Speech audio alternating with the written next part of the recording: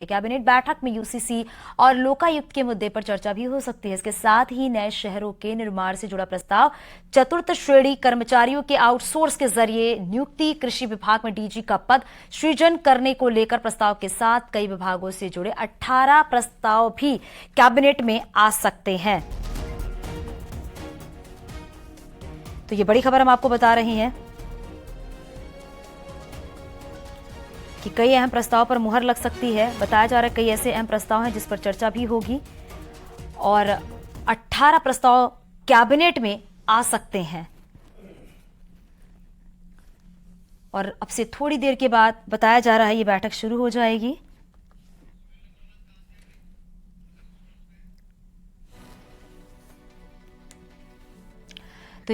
तो यूसीसी और लोकायुक्त पर भी चर्चा हो सकती है। सबसे अहम मुद्दा जो है वो यूसीसी का है। यूनिफॉर्म सिविल कोड को लेकर देखा जा रहा है, ड्राफ्ट तैयार हो चुका है, उस पर भी चर्चा होगी।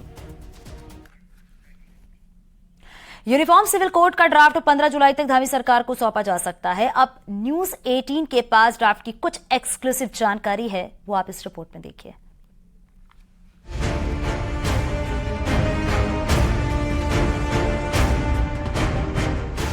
यूनिफॉर्म सिविल कोड के लिए बनाई कमेटी ने अपना काम पूरा कर लिया है और 15 जुलाई तक ड्राफ्ट सौंपने की संभावना है। अब न्यूज 18 को ड्राफ्ट की कई एक्सक्लूसिव जानकारियां मिली हैं। यूसीसी का मुख्य ड्राफ्ट 150 पेज का बनाया गया है। लिव इन रिलेशन पर कोई रोक नहीं है। लिव इन को लीगल करने के लिए कड़े प्रावधान किए गए हैं। लिव इन के लिए डिक्लेरेशन फॉर्म भरना होगा।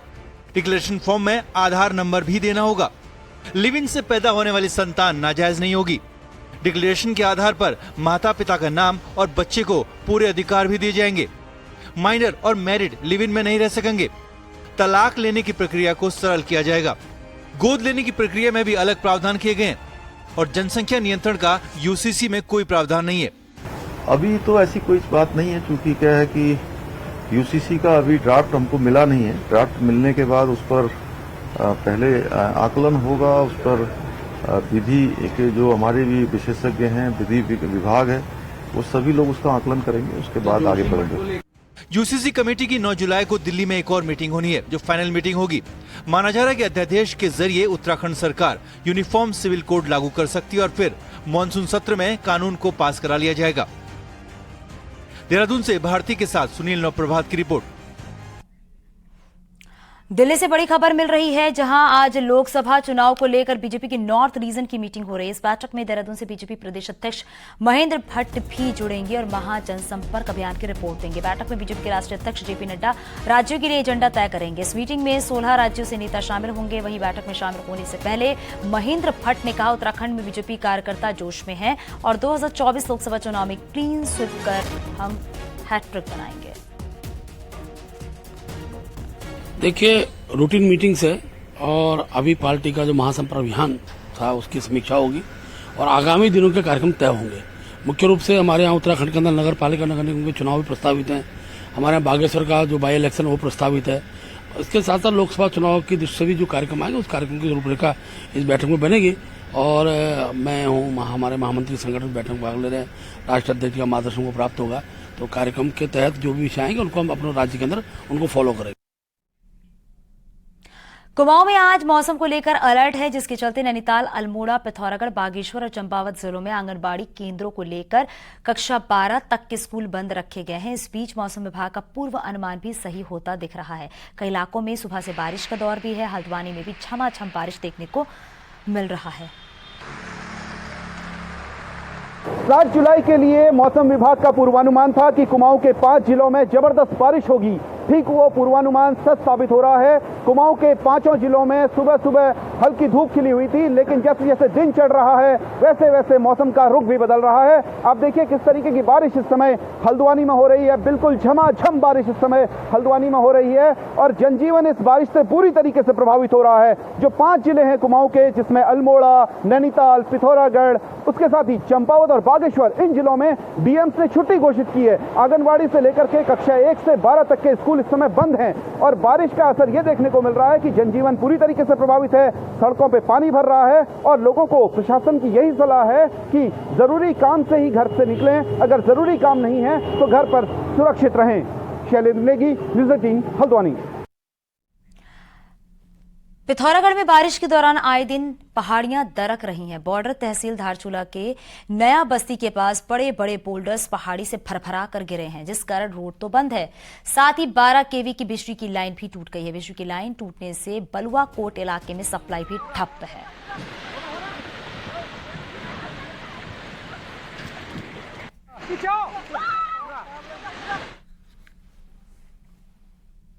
चमोली बद्रीनाथ राष्ट्रीय राजमार्ग पर छिनका के पास लगातार पहाड़ी से पत्थर गिर रहे हैं, जिसकी वजह से हाईवे बंद है। अब यहां पर भी एक बार फिर से भारी भूस्खलन हो गया है। कई टन मलबा अचानक सड़क पर आ गया है। सड़क बंद होने से बद्रीनाथ धाम और हेमकुंड साहिब जाने वाले यात्रा पर जो यात्री हैं वो वापस लौटने के दौरान फंसे हुए हैं। हालांकि प्रशासन की टीम हाईवे को खोलने में जुटी हुई है। सहयोगी नितिन सेमवाल हमारे साथ फोन लाइन पर जुड़ गए हैं। नितिन, जरा बताइए, बद्रीनाथ हाईवे बंद है, इससे तमाम यात्री जो हैं वो फंसे हुए हैं। अभी और कितना वक्त लगेगा इस रास्ते को खोलने में?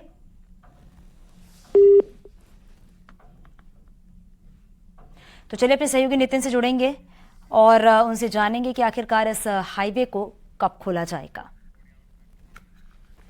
वही उत्तराखंड में भी हो रही है बारिश। भूस्खलन से कई सड़कें बंद है, जिसमें 12 स्टेट हाईवे समेत प्रदेश में 183 सड़कें शामिल है। अगर सड़कों की बात की जाए तो उसमें लक्ष्मण झूला धूमाकोट स्टेट हाईवे बंद है। कर्णप्रयाग पैठाड़ी हरीसैंड चिप्पल घाट सड़क बंद है। पिथौरागढ़ की बात करें तो इसमें पमतोड़ी सड़क भी बंद है। नैनीताल में गारजिया बैताल घाट मुक्तेश्वर सड़क फिलहाल बंद है।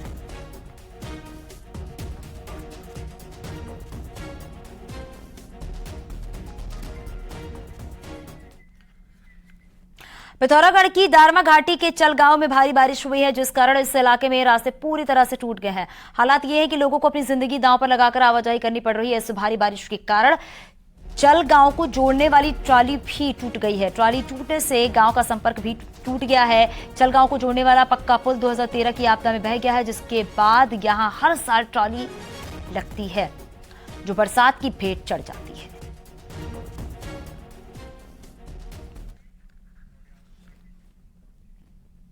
पहाड़ों में बारिश किस तरीके से आफत पैदा करती है, तस्वीरों में आपको दिखाने जा रहे हैं कि बाइक सवार बरसाती नाले को पार करने की कोशिश कर रहे हैं। अपनी बाइक को लकड़ी की बल्ली के सहारे एक छोर से दूसरे छोर तक पहुंचा रहे हैं। तस्वीर नंदानगर घाट केसुतोल कनोल मोटर मार्ग की है, जहां बरसात के बाद सड़क पूरी तरीके से क्षतिग्रस्त हो गई है। बरसाती नाला सड़क पर बह रहा है और उसे पार करने में वाहनों और वाहन स्वामियों को दिक्कत हो रही है। ऐसे में लोगों ने लकड़ी की बल्ली लगाकर नाले को पार करने की कोशिश कर रहे हैं। तस्वीरें भी आप देख सकते हैं। जान जोखिम में डालकर एक छोर से दूसरे छोर किस तरीके से जा रहे हैं। आप जो ये लकड़ी का पुल देख रहे हैं, इसके सहारे अपनी बाइक को ले जाते हुए नजर आ रही हैं। हालांकि जरा सी चूक अगर होगी तो एक बड़ा हादसा हो सकता है। हादसे को दावत देते हुए ये लोग नजर आ रहे हैं।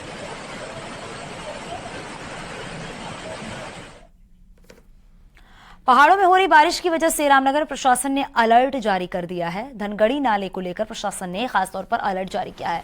बारिश की वजह से बरसाती नाले में पानी का बहाव तेज हो गया है। हालांकि अभी धनगढ़ी नाला खुला नहीं है और तेज बारिश आने के बाद धनगढ़ी बार बार बंद हो रहा है। वहीं बारिश के बाद कोसी नदी के किनारे रहने वाले लोगों को भी प्रशासन ने अलर्ट कर दिया है। इसके साथ ही 7 बाढ़ सुरक्षा चौकियां भी इस दौरान बनाई गई हैं। आप जानते हैं कि रामनगर में एक स्पेसिफिक कुछ प्रॉब्लम्स हैं जो मानसून आने पर प्रारंभ होती हैं, जैसे जिसमें सबसे बड़ा हमारा प्रॉब्लम क्रिएट करता है धनगढ़ी नाला। तो उसके लिए हमने पुलिस को भी ऑलरेडी लिख दिया था कि जब भी ऐसी स्थिति आए, तो चूंकि अभी उसमें पुल निर्माणाधीन है, अभी बना नहीं है, तो दोनों तरफ का ट्रैफिक रोक के जब तक बहाव सामान्य ना हो जाए उस नाले का, तब तक किसी को भी वो नाला क्रॉस करने ना दिया जाए। इस तरह के निर्देश दिए गए हैं। केरल के बाद उत्तराखंड दूसरा ऐसा राज्य हो सकता है जो प्राइवेट एजेंसी की मदद से मौसम के सटीक पूर्वानुमान लेने पर काम कर रहा है। विदेशों में काम कर रही प्राइवेट एजेंसी इसमें मददगार साबित हो सकती है, जो बारिश की वजह से समय की सटीक पूर्वानुमान देने का दावा करती है। लेकिन मौसम विज्ञान केंद्र को इसकी प्रामाणिकता पर संदेह है।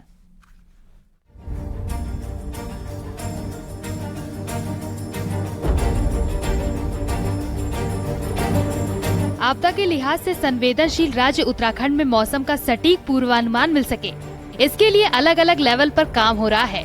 फिलहाल Indian metrological department FSI DGR Chandigarh का डेटाबेस मौसम के पूर्वानुमान पर मदद करता है, लेकिन अब आपदा प्रबंधन प्राधिकरण कोशिश कर रहा है कि उन प्राइवेट एजेंसी के डाटा को स्टडी किया जाए जो विदेशों में भी काम कर रही है, ताकि पहाड़ों में लैंडस्लाइड के लिहाज से संवेदनशील इलाकों में भी मौसम की सटीक जानकारी मिलने से पहले ही एहतियात बरता जा सके।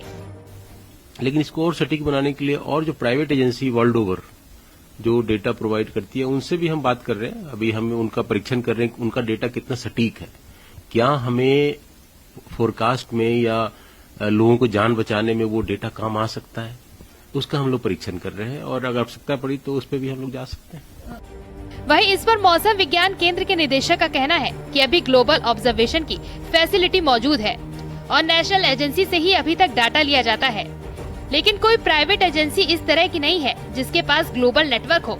इसीलिए उनकी प्रामाणिकता को देखना बेहद जरूरी होगा। किसी भी फैसले को लेने से पहले ये देखना जरूरी होगा कि वो एजेंसी किस तरह काम कर रही है और कहां-कहां पर डेटा दिया जा रहा है। तो सबसे पहले तो प्राइवेट एजेंसी जैसी कोई है नहीं जिसके पास पूरा जो है ग्लोबल नेटवर्क हो, एक पूरा उसका जो है रेडार्स का है, चाहे वो सरफेस इंस्ट्रूमेंट है या इवन सैटेलाइट्स भी है। तो ये अभी सभी भी आप देखेंगे डिफरेंट कंट्रीज के नेशनल एजेंसी जी है जो कि ये चीजें देती। वैसे दावा है कि केरल अभी तक कुछ प्राइवेट एजेंसी की मदद मौसम के पूर्वानुमान के लिए लेता है, मगर उत्तराखंड में प्राइवेट एजेंसी के डाटा शेयरिंग से पहले ही आपत्ति भी आने लगी है। ऐसे में जरूरी है कि एजेंसी की प्रामाणिकता पर काम कर लिया जाए। न्यूज़ 18 के लिए देहरादून से भारती सकलानी उनियाल की रिपोर्ट। कांवड़ मेले के चलते खाद्य सुरक्षा विभाग अलर्ट मोड पर है। आज सुबह खाद्य सुरक्षा विभाग की टीम ने करीब 8 क्विंटल मिलावटी पनीर पकड़ा है। अधिकारियों को कांवड़ मेले में और पहाड़ी जिलों में सप्लाई होने के लिए पनीर ले जाने की सूचना मिली थी, जिसके बाद सुबह 4 बजे शांति कुंज के पास हरिद्वार जिले के बॉर्डर पर अधिकारियों ने सहारनपुर जिले से आ रही गाड़ी को रोका है।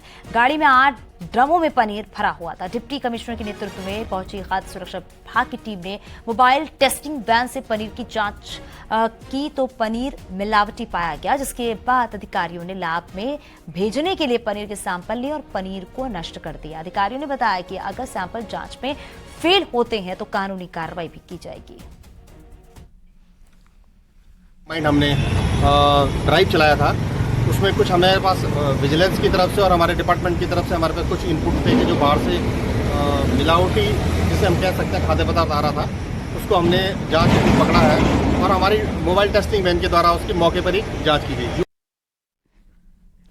यूके SSSC की 9 जुलाई को आयोजित ग्रेजुएशन परीक्षा को हाईकोर्ट से हरी झंडी मिल गई है। अब ये परीक्षा आयोग के नए फैसले के अनुसार ही होगी। जस्टिस रविंद्र मैठाणी की कोर्ट ने बहस के बाद अभ्यर्थियों की याचिका का निस्तारण भी कर दिया है। दरअसल पेपर लीक के बाद यूके SSSC दिसंबर में ये परीक्षा कैंसिल कर दी गई और कई नकलचियों को सूचीबद्ध कर उनको परीक्षा में बैठने पर प्रतिबंध लगा दिया गया और पूरी परीक्षा दोबारा करने का फैसला भी ले लिया गया। इस परीक्षा में पास अभ्यर्थियों ने नकलचियों को बाहर कर उनको नौकरी देने की मांग की, लेकिन आयोग ने परीक्षा नए सिरे से करने पर अपने फैसले को कायम रखा और फैसले को कई अभ्यर्थियों ने हाईकोर्ट में चुनौती दी, लेकिन हाईकोर्ट ने भी अब आयोग के फैसले को सही मानते हुए उसको बरकरार रख दिया है और इस परीक्षा में 1,40,000 अभ्यर्थी परीक्षा देंगे।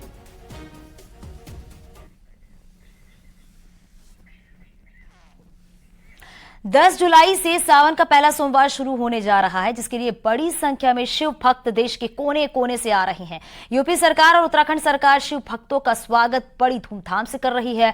कभी हेलीकॉप्टर से फूल बरसाए जा रहे हैं, कहीं खाने पीने और इससे सहित आपको बताते चले कि रहने की पूरी व्यवस्था भी कर दी गई है, जिसके चलते बड़ी संख्या में शिव भक्त हरिद्वार से जल लेकर ऋषिकेश नीलकंठ भी पहुंच रहे हैं। 87 से 88 लाख आए थे और इस बार चूंकि अधिक मास भी है और जो हमारा सावन का महीना है वो लगभग 2 महीने जो है ये कांवड़ चलेगी, तो उस हिसाब से लगभग जो है 1 करोड़ के पार ही जाएंगे। पिथौरागढ़ में बीते सालों में भले ही करोड़ों की पेयजल योजना बनी हो, बावजूद इसके यहां 2 बूंद पानी के लिए जद्दोजहद कम होने का नाम नहीं ले रही है। हालात ये हो चुके हैं कि बरसात में भी लोगों के गले सूखे हैं। ऐसे में अब पेयजल योजनाओं की गुणवत्ता पर भी सवाल उठने लगे हैं। पिथौरागढ़ में इन दिनों चारों तरफ भले ही पानी बरस रहा हो, बावजूद इसके लोग 2 बूंद पीने के पानी के लिए जूझ रहे हैं। मुख्यालय सहित जिले के कई इलाकों में पेयजल संकट गहराया हुआ है। लगातार बढ़ रहे पेयजल संकट के चलते लोगों को कई दिक्कतों से 2-4 होना पड़ रहा है। हालात ये है कि नाराज लोग सड़कों पर भी उतर रहे हैं, फिर हालात जस की तस है। ऐसे में गहराते पेयजल संकट ने जहां आम आदमी की रूटीन को बिगाड़ दिया है, वहीं करोड़ों की पेयजल योजनाओं पर सवाल खड़े कर दिए गए हैं। और हम बहुत परेशान हो चुके हैं। गाड़ी आती है हमारे गांव में, इधर उधर से भी आ जाते हैं और भरने के लिए पानी के लिए किसको मना किया जाए, तो हमें 100 लीटर 200 लीटर की प्राप्ति होती है। बहुत ही मतलब परेशानी है। नल भी नहीं हमारे उसमें, बहुत ही परेशानी है।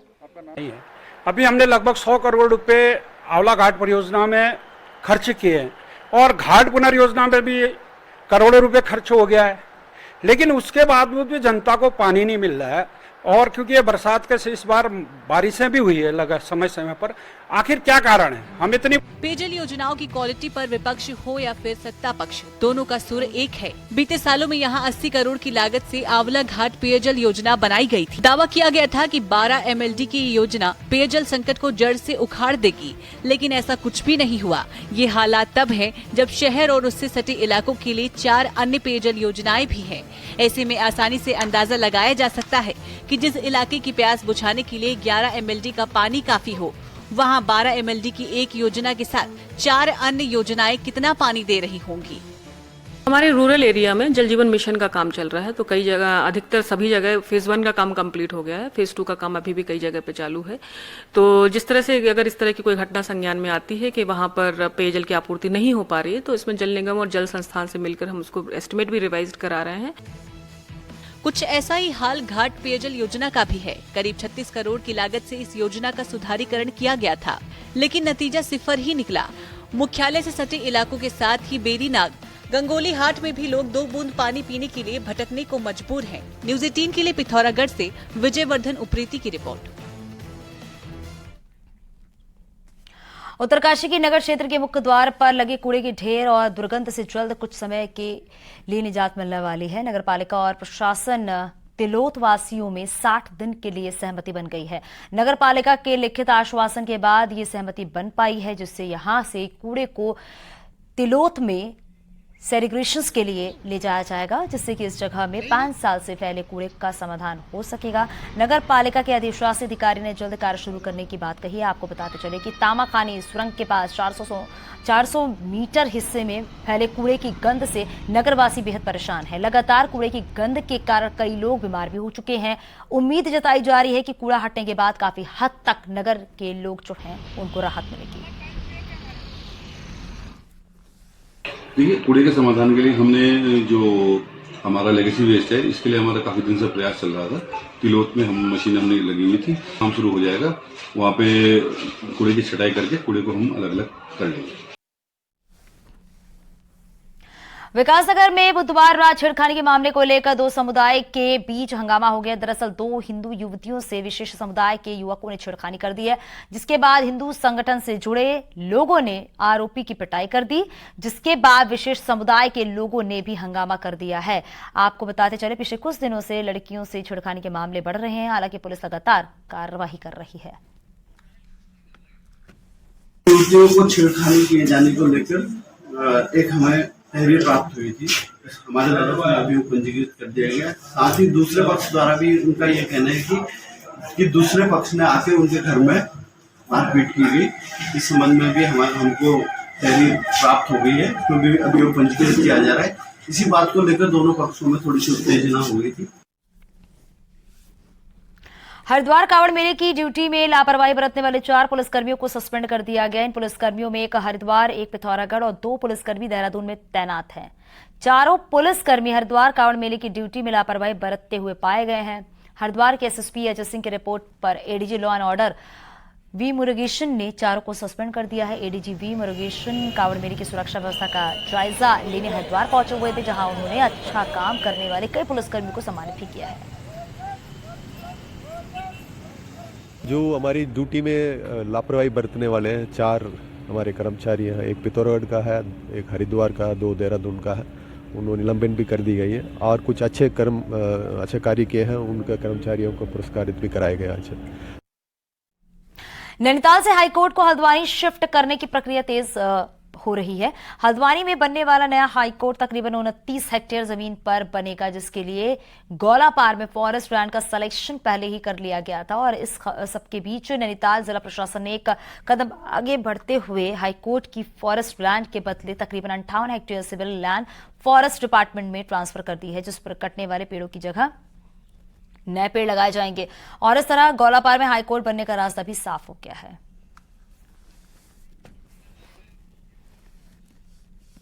के शिफ्टिंग के लिए जो भूमि आवंटित की गई है वन विभाग की, उसका वन भूमि हस्तांतरण प्रस्ताव अभी यूजर एजेंसी के माध्यम से ऑनलाइन कर दिया गया है, जिसके लिए क्षतिपूरक वृक्षारोपण की भूमि लगभग 58 हेक्टेयर भूमि की आवश्यकता थी।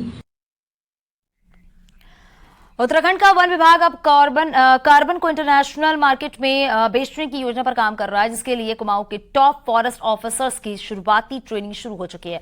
हल्द्वानी में 2 दिन के ट्रेनिंग सेशन में हिस्सा लेने पहुंचे उत्तराखंड फॉरेस्ट डिपार्टमेंट के चीफ ने कहा कि कार्बन फाइनेंसिंग को लेकर प्रोजेक्ट तैयार की जाएगी, जिसके बाद वन पंचायतों को साथ लेकर कार्बन फाइनेंस को लेकर रणनीति तैयार की जाएगी।